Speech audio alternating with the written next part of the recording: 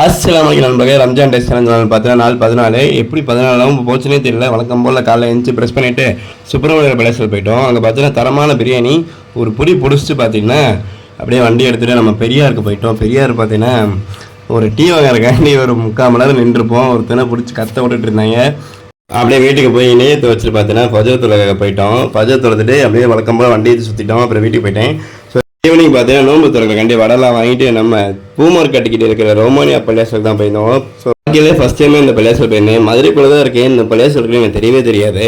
வழக்கம் போல் நாங்கள் 6 மணிக்கு போனாலும் எல்லாமே ரெடி பண்ணிட்டு இருந்தாங்க. நாங்களும் எடுத்து வச்சுக்கிட்டு கொஞ்சம் கொஞ்சமாக பார்த்துட்டு இருந்தோம். அப்படியே மணி 6 ஆச்சு. நாங்கள் நோம்பு திறக்க ஸ்டார்ட் பண்ணிட்டோம். நோம்பு திறந்ததுக்கப்புறம் பார்த்தீங்கன்னா தொழுக போகலான்னு சொல்லிட்டு ஸோ பள்ளியாசல் சுற்றி பார்த்துக்கிட்டு இருந்தோம். பள்ளியாசலே பார்த்தீங்கன்னா செம்ம நீட் அண்ட் க்ளீனாக ப்ரீமியமாக சூப்பராக இருந்துச்சு.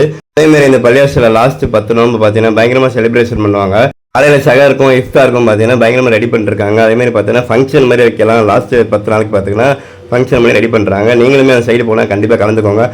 இந்த லாஸ்ட் 15 நோம்பு பார்த்தீங்கன்னா மதுரையில் எங்கெங்கே சகர் சாப்பாடு போடுறாங்களோ அங்கெல்லாம் நம்ம போய் சாப்பிட போகிறோம். உங்களுக்கு தெரிஞ்ச ஸ்பாட்டை கமெண்ட் பண்ணிட்டு போங்க.